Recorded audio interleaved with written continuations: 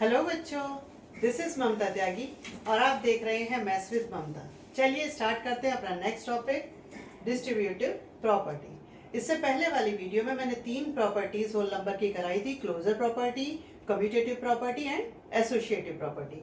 4th number की property इसे whole number के लिए ही कराई जा रही है, ये भी डिस्ट्रीब्यूटिव प्रॉपर्टी है। अब ये डिस्ट्रीब्यूटिव प्रॉपर्टी 2 तरह से फॉलो की जाती है। एक तो है डिस्ट्रीब्यूटिव प्रॉपर्टी of multiplication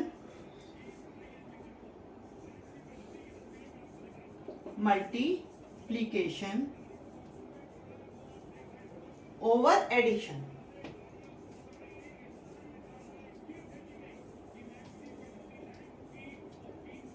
ठीक है, distributive property of multiplication over addition.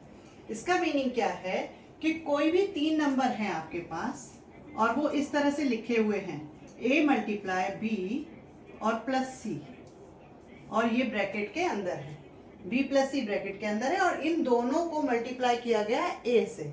तो इसको आप कैसे एक्सपेंड कर सकते हो?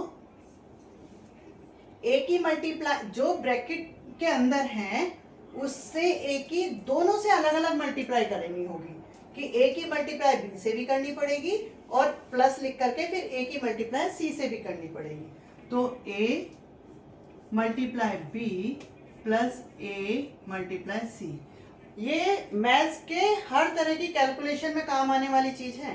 बेसिक प्रॉपर्टीज हैं ये, associative property, closure property, commutative property and distributive property. ये चारों प्रॉपर्टी जब भी आप कोई भी कैलकुलेशन करोगे तो ये सब काम आएंगे और कैलकुलेशन को इजी बनाने के काम आते हैं। तो ये बहुत ध्यान से आप सीख लीजिए। तो इसमें क्या है कि कभी भी ब्रैकेट के अंदर मल्टीप्लाई है तो दोनों के साथ मल्टीप्लाई होगी। आप जरा यहाँ पे चेक कीजिए कि आपके इस वाले पूरे जो है इक्वेशन, उसके अंदर मल्टीप्लाई का भी निशान है, प्लस का भी निशान है। तो उसके लिए ध्यान रखने वाली बात यह है, जब भी मल्टीप्लाई और प्लस दो निशान है तो मल्टीप्लाई पहले करना होगा और प्लस या माइनस बाद में करना होगा। तो ये मल्टीप्लाई अलग करना होगा, ये मल्टीप्लाई अलग करना होगा, और जो आंसर आएगा उसको प्लस कर देना होगा। ठीक है, ऐसा नहीं कि आप इन दोनों को मल्टीप्लाई करो फिर इसको उसमें प्लस करो, फिर जो आंसर आए उसमें सी की मल्टीप्लाई कर दो, तो आंसर आपका गलत हो जाएगा। ठीक है, तो ये चीज ध्यान रखनी, क्योंकि जैसे बोर्ड मास का नियम होता है, ये बोर्ड मास, बी मतलब ब्रैकेट ओपन, किसी भी क्वेश्चन में जो ब्रैकेट ओपन होती है, क्वेश्चन के अंदर ब्रैकेट होता है उसे ओपन करना होता है। उसके बाद ऑफ अगर कहीं लिखा हुआ है उसको सॉल्व करना होता है, उसके बाद डिवाइड सॉल्व करना होता है, फिर मल्टीप्लाई सॉल्व करना होता है, फिर एडिशन, और सबसे लास्ट में सब्ट्रैक्शन करना होता है। तभी आंसर सही से सॉल्व होता है, अदरवाइज आंसर रॉन्ग हो जाता है। तो ये चीज आपको ध्यान रखनी है। ठीक है, बोर्ड मास का नियम। और ये कौन सा नियम हो गया आपका? Distributive property over addition. देखो एडिशन के ऊपर मल्टीप्लाई है तो ऑफ मल्टीप्लाई ओवर एडिशन। ठीक है, अब इसमें आप कोई भी नंबर चेक कर सकते हो, जैसे 5 multiply 6 plus 7 is equal to, तो देखो 5 की मल्टीप्लाई इसके साथ भी होगी 6 के साथ, फिर प्लस का निशान 5 की मल्टीप्लाई 7 के साथ भी होगी। तो 5 मल्टीप्लाई 6 प्लस 5 मल्टीप्लाई 7, देखो आंसर दोनों का सेम ही आएगा, इधर वाले का भी और इधर वाले का भी। 5 6 और 7 कितने हो जाएंगे? 13, और 13 5 जा 65 इज इक्वल टू 5 मल्टीप्लाई 6 क्या हो गया? 30 प्लस 5 मल्टीप्लाई 7 35, तो क्या हो गया? ये भी 65 ही हो गया। तो it's mean A multiply B plus C का जो आंसर है वही A multiply B plus A multiply C, उसका भी आंसर सेम वही आया है। क्लियर है? तो ये आपकी प्रॉपर्टी हो जाती है distributive property of multiplication over addition. अच्छा, एक चीज इसको आप उल्टा भी कर सकते हैं। मान लीजिए a multiply b plus A multiply C, ये चीज है आपके पास। तो ये प्लस से दो तरफ डिवाइडेड हो चुकी है, ए मल्टीप्लाई बी और ए मल्टीप्लाई सी।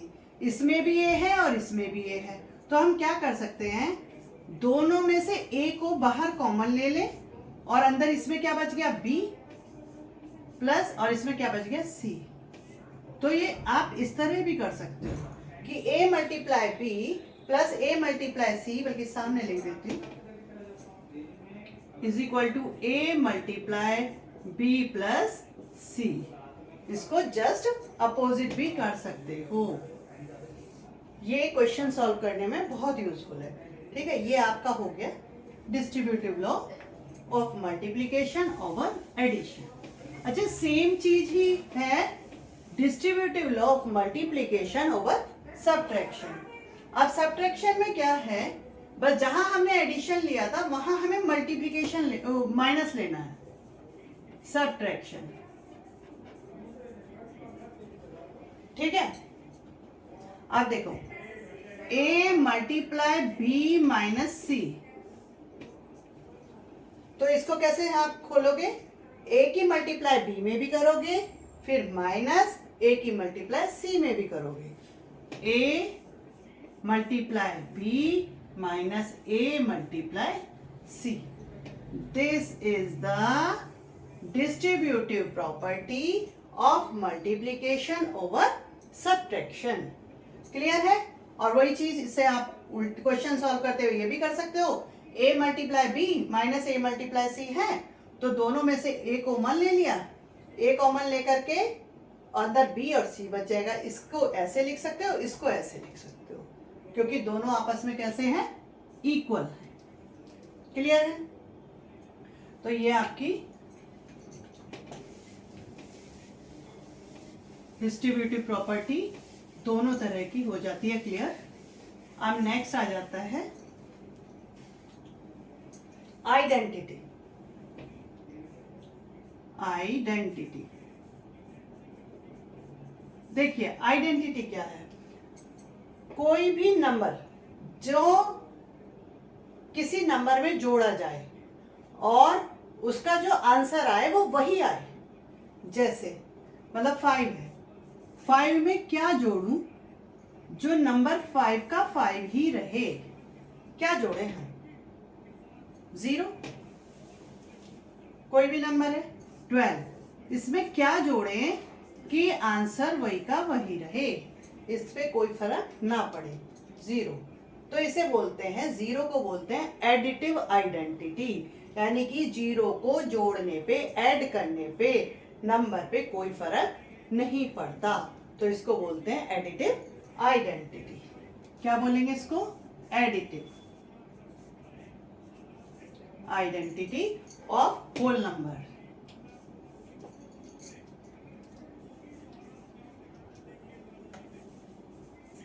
Whole numbers. ठीक है, अब इससे नेक्स्ट आ जाती है, तो इसके लिए आप क्या लिखोगे, 0 is the additive identity of whole numbers. Clear? अब आ जाती है नेक्स्ट चीज, आ जाती है मल्टीप्लिकेटिव आइडेंटिटी। मल्टीप्लिकेटिव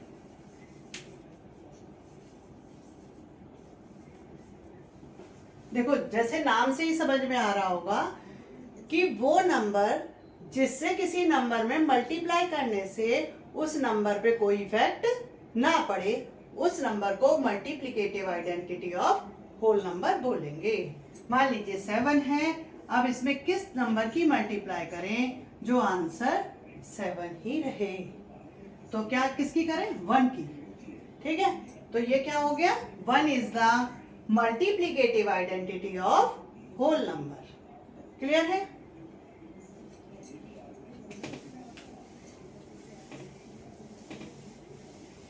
तो हमें डिस्ट्रीब्यूटिव प्रॉपर्टी सीख ली under addition and under subtraction, और आइडेंटिटी सीख ली, additive identity and multiplicative identity. अब इसके बाद हम थोड़ा सा सीख लेते हैं पैटर्न। पैटर्न में क्या है, मान लीजिए कहीं 99 है, उसको आप लिख सकते हैं 100 - 1। ठीक है,